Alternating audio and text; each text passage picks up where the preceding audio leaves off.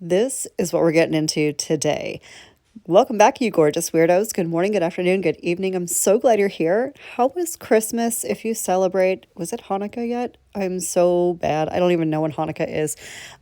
So we're gonna do this nifty little nail art look today. I don't know what I'm calling it. It's gonna be a swirly gel marble with some chrome accents later. It's going to be matte, it's going to be glossy, it's going to be all the things. I'm using blooming gel, which I love so much and I don't play nearly enough with. So that's what we're going to get into today. This is going to be kind of like a two-part video. We're going to get into part 4 of my dating chronicles. We're going to roast some bios because y'all said you wanted to do that. So we're going to do that later on in the video. The first part, I'm going to walk you through how to do this look. I'm just getting on one thin coat of iGel Beauty's Ciao Bella. You can use whatever color you want. You can even use dip powder if you wanted to. I just wanted something kind of like a milky, sheerish type pink. I don't know. Whatever you want to do. If you don't want to do any kind of background, you totally don't have to. This was just my preference. So I did one coat, cured it for 30 seconds. Now I'm going in with coat number 2. I'm going to cure this for 30 seconds. And then we're going to start on the background, which is going to be this gorgeous gel marble. And the color combos are endless. You do whatever colors you want. This is just where my creativity took me, but your nails. Do what you want to do on your nails. So for the marble, I'm going to use a palette. You can use like aluminum foil or a plastic baggie if that's what you have and that's what you want to use. But I'm just going to start by lining up my colors. And I'm doing this somewhat strategically. So I got my blue down first. Then I'm going to put the Ciao Bella, the same color I just used, on the press-on. And then I'm going to do purple under that. Then I'm going to do another Ciao Bella because I do want some space on this nail to be like negative space. Again, do what you want to do. This is just what I did. So Ciao Bella again, and then finishing up with the blue. Now I'm going to grab a dotting tool and give it a little bit of a swirl. I do not want to over mix this, so the swirling is going to be minimal. I'm going to zigzag it across the entire thing, and then that's it. I'm going to leave it alone. So that's how I did that. It's really so simple. The key, though, is to not over mix, or it's going to look a little bit muddy, I guess. I want to see the definition in the different colors. I don't want them to blend together. So we're going to put on the blooming gel, and this is kind of where the magic happens. This enables whatever gel you put on top of it to really spread and blossom and bloom, but we're not going to cure it yet. The idea is you want this wet. So I'm putting on kind of a generous coat. You don't want it too thick and gloopy, otherwise it'll run off the edges, but a decently generous coat over the entire nail. I'm going to pick up a little bit of that marble with my liner brush and give it a swirl in a direction. Whatever direction you see fit, but that is what I'm doing. And as you can see all of those colors, and it just gives it such a beautiful, I don't know, like marbly type background. Go with your creativity, let it flow. You can marble this as little or as much as you want. You can leave as much empty negative space as you want, but that's it. Once you get it the way that you like it, let it blossom and bloom as much as you want. And then when you're happy with it, you're going to want to pop that in your lamp and cure it. I cure this for 30 seconds, and now we can top coat. So with chrome, when you're doing isolated chrome, I have found the best way to do it is to top coat this with regular glossy gel top coat. I'm using the one from Candy Dips. If you didn't see that last video on Candy Dips, I'll leave it up in the eye for you to check out. Maybe. I typically forget, but if I remember, it'll be up there. So I'm going to go in with a coat of my gel top, and I'm going to cure this for a full minute. As if you were finishing the nail. Cure it, lock it in, but we're not done yet because I'm going to buff the shine completely off. Now, if you're asking yourself, why not just use a matte top coat? You can, but I have found that when you're doing isolated chrome, where you only want chrome on a certain area, this is the best way to avoid your chrome being stuck all over the nail because that can be a giant pain in the ass. So I'm just going to buff the shine off of everything and leave this nice and matte because I did want that two-tone effect too. I want the matte background with the glossy chrome over top do this however you want. If you want to matte the entire nail, including the chrome, go ahead and do that. If you want to glossy this up afterwards, go ahead and do that too. I don't care. They're your nails, not mine, so it doesn't matter to me. You're the one that has to look at them. But I'm going to remove all the shine. Once I have all the shine gone, we're going to start doing the isolated chrome look. Now, this can be intimidating, I suppose, but it's really quite simple. I was intimidated. Okay, there are certain nail looks where I'm like, can I? I'm not a nail artist. I don't know.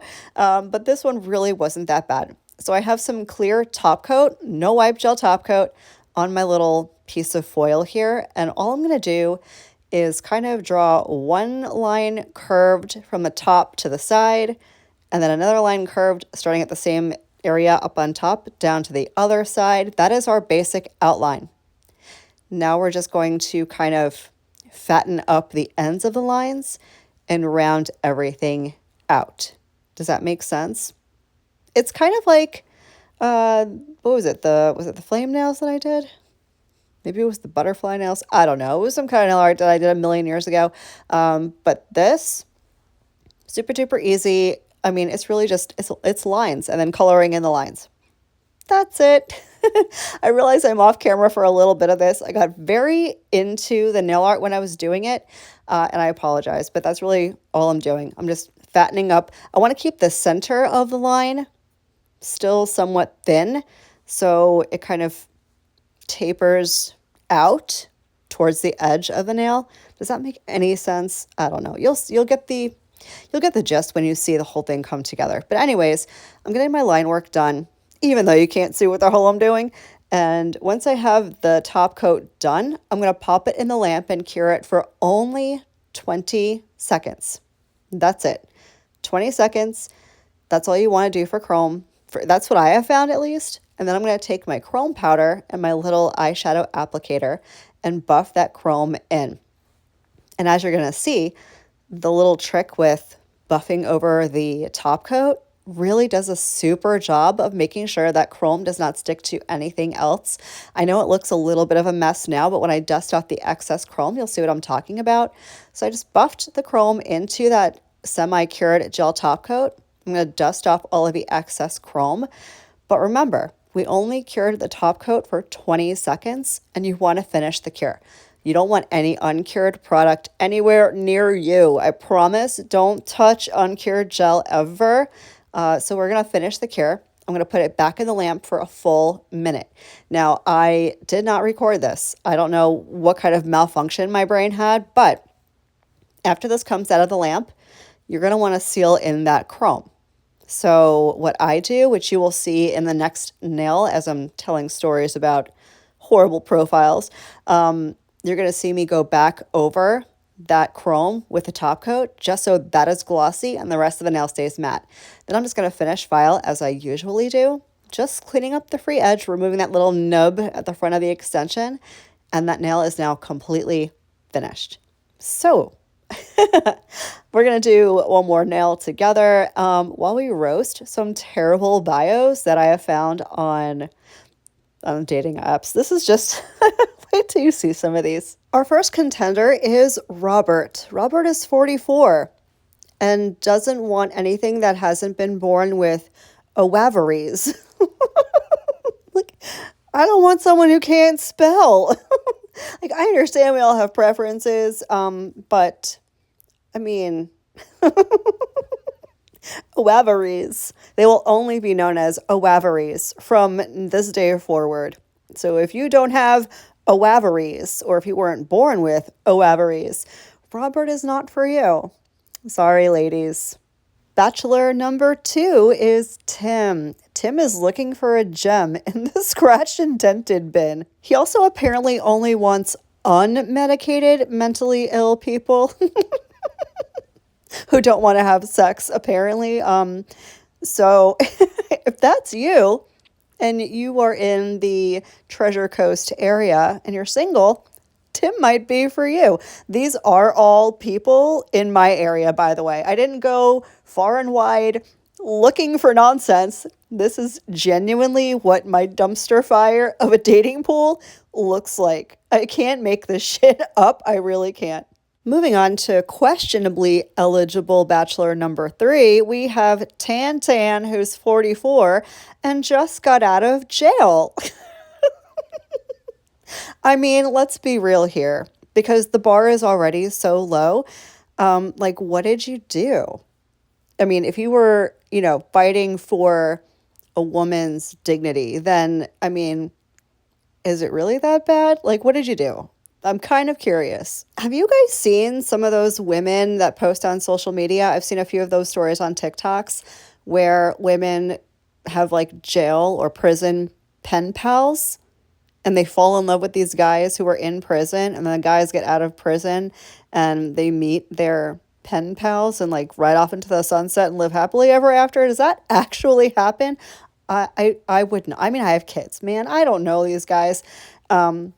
But I'm super curious if that actually ever happens. If you have some kind of crazy I dated a person in prison story, I don't want to know. I need to know. I need to know all of the details.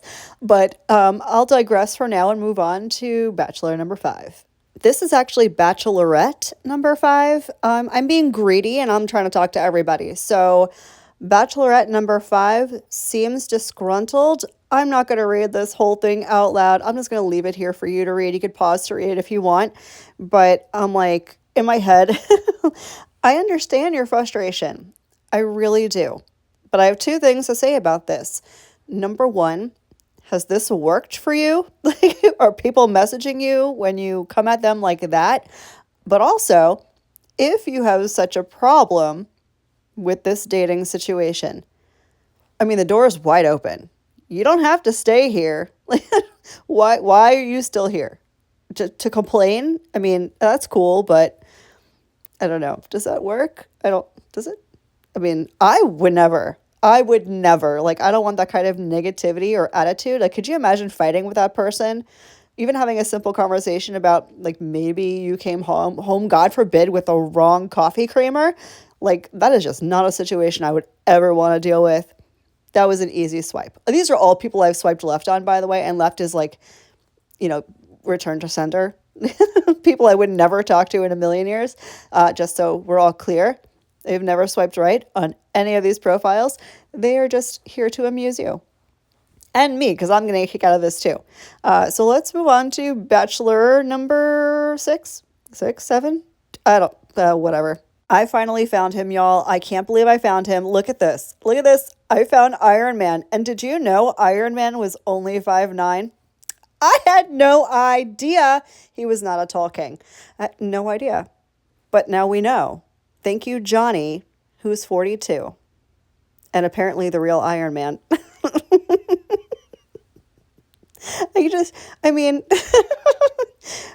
No more you know, I guess. Keeping that one short and sweet. Moving on to the next. Now, this next very eligible bachelor, I almost swiped on. Just because he's willing to give away gifts in the form of Victoria's Secret, which I think is more of a gift for him than it is for me, but be that as it may. Like, can I take the jewelry or the cash? I'm definitely within his age bracket, 35 to 65, and I'm white, which is his preference. So I was very curious. I did not, because something in the back of my mind was giving like definite serial killer, like Ted Bundy vibes. But I will be thinking about that guy for the foreseeable future and wondering what life could have been like had I just given homie a chance. Maybe that's what's wrong with this world. There are not enough just underdogs getting a chance. Like, he could have been my soulmate. I can't even say this with a straight face. On to the next. Now, this next one definitely pissed me off a little bit, and you're going to see why. So, Paul, 48, starts off being very judgmental. If you don't laugh, if you don't like sports, if you hate the gym, blah, blah, blah, please swipe, I'm not your guy. And then follows that up with, please don't judge. Because I drink and smoke a cigar sometimes. Like, excuse me, sir. Thou shalt not throw stones whilst living in a glass house, my guy. Like, don't sit here and tell me not to judge when you just opened your, by the way, about me section in your profile, judging me if I don't match what you are looking for. Like, what? Come on. Do people actually swipe on these people? What? I That's all I can do is just sigh. Because that one left me very confused and conflicted. No, I swiped left on him, as I did for every single bio I'm showing you, as mentioned. However, like, are you okay? Like, who hurt you? Are you good? Blink twice if you need help. I just need to know if these people are good because that's a little concerning to me. I don't know. Maybe it's me. Let's move on to the next. And yes, I have so many of these. So if you want more, comment down below and let me know. I'm happy to entertain you with some of this shenaniganery. That's not a word. It is now. Chris's whole personality is the fact that he once caught 67 cheese balls consecutively. That's all you need to know. That's Chris.